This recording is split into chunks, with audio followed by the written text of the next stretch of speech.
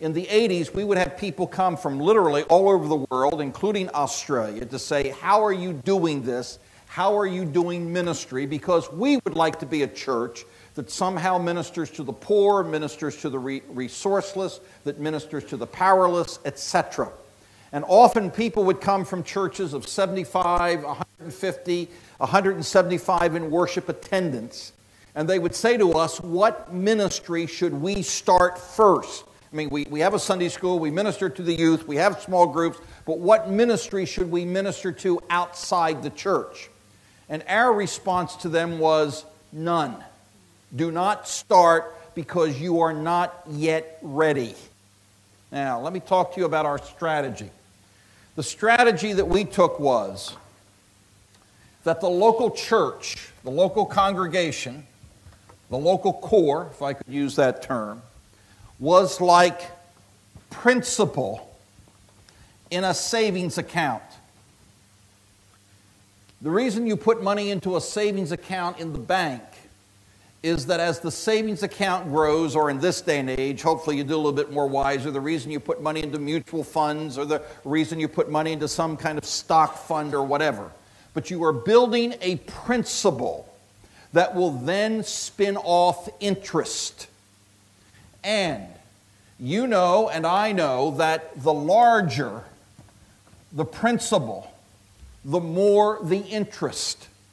So if I have $1,000 in a stock fund, hopefully that will generate more money than if I have $500. But if I have $10,000 in a stock fund, that will generate more. Our understanding was that the local church is the principal. Now, like most churches at that point, we were a little bit better. We maybe had 30% of the people doing 80% of the ministry, meaning they were teaching Sunday school, they were working in youth groups, they were doing all of that. But that wasn't the number we were interested in. What we were interested in was another 30% that would be out working with the homeless, working with latchkey kids, working with international students, working with tutoring people, doing whatever it was to work with people in the community who normally had no relationship to church. And here's what we found. That until a church probably got to about 250 to 300 people, if it started working with those kinds of people before it got to that size, you were spending principal, and the church would never grow to generate interest. Does that make sense? And so what we would say to a church of 150 or a church of 75, go through that 200 barrier, break that 200 barrier, because once you break the 200 barrier, you begin to have two things that are very important in our culture, and this is a wisdom issue. Number one, you have momentum. Now, those of you who are pastors, you know that if your church has no momentum, if you're like the Queen Mary dead in the water, turning that ship around and getting it started takes all kinds of work. One of the problems with people who come and visit ABCW, like Calvin and Ron did and their spouses, when they come visit us, they see us functioning today almost like a speedboat going down the river at great speed. What they can't see is the 5 years of hard sweat and labor that it took to take a dead in the water ship, turn it around, and get it going. Okay? And so you need momentum. And if you keep spending your principal, you probably will never get the momentum you need. The second thing this does is it begins to give you significance in the community. In fact, Lyle Schaller argues, and it's a book I would suggest you ought to read, even though it's really a missionary book about the United States. But as I come to Australia, I don't see too many differences, except the numbers might be off a little bit. But in his book, The Very Large Church, which he wrote about 3 or 4 years ago, Schaller argues that in the United States, until the church has 700 people in average worship attendance, it does not make any impact on the community. Okay. Now, I would guess in Australia it might be 400 or 500, 600, but you're still going like we are in our culture. I mean, Saturday we were in downtown Geelong. I guess there is a downtown Geelong, whatever it was. I mean, John was very proud of it, but I wasn't overly impressed. But, huh? Oh, I'm sorry. I'll speak more slowly. I'm sorry. I didn't realize that. Okay.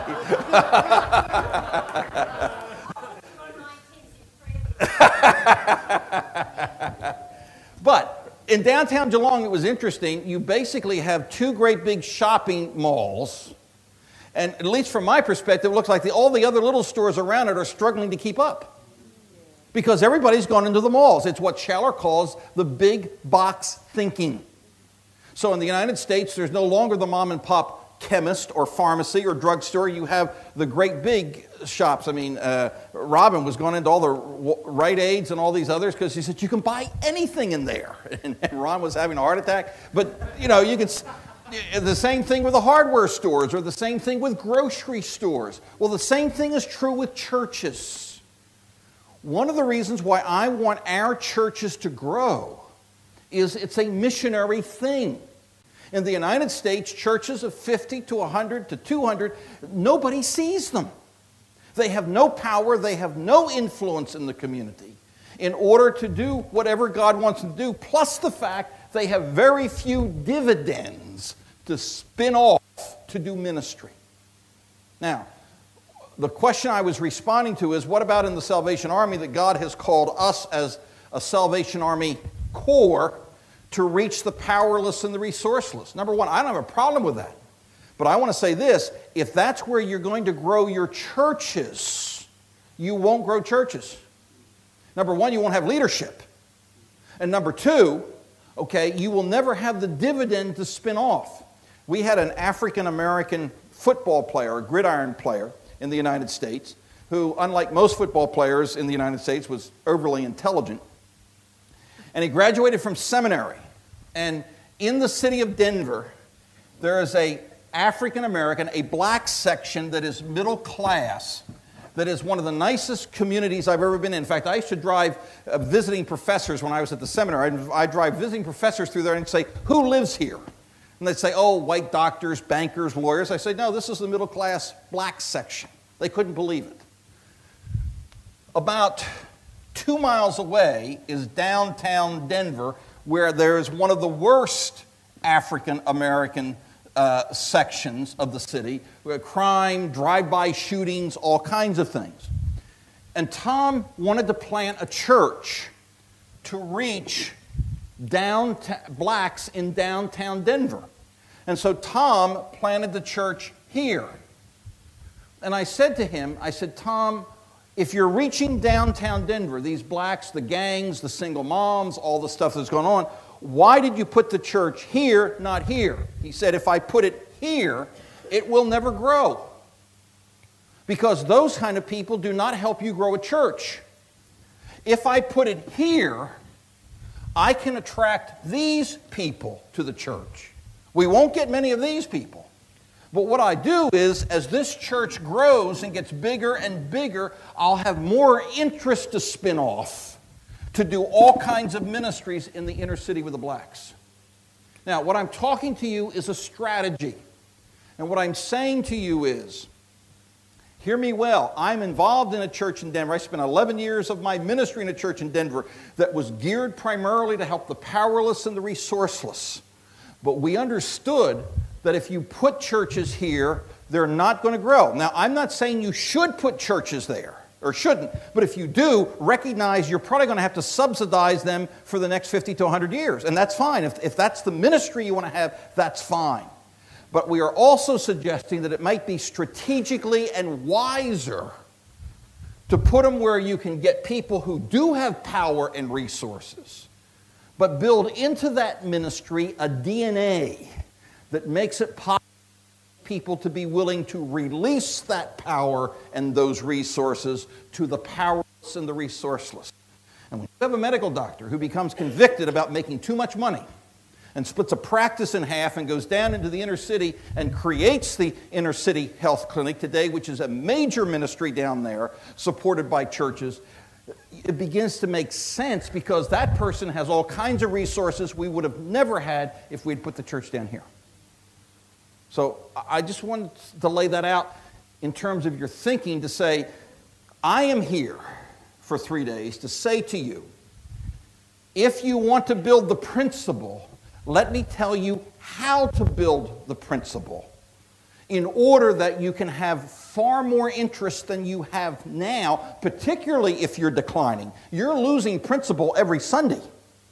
So you'll have far more interest to then do the kinds of ministry that God birthed through the whole Salvation Army, because it seems to me that's what it's all about.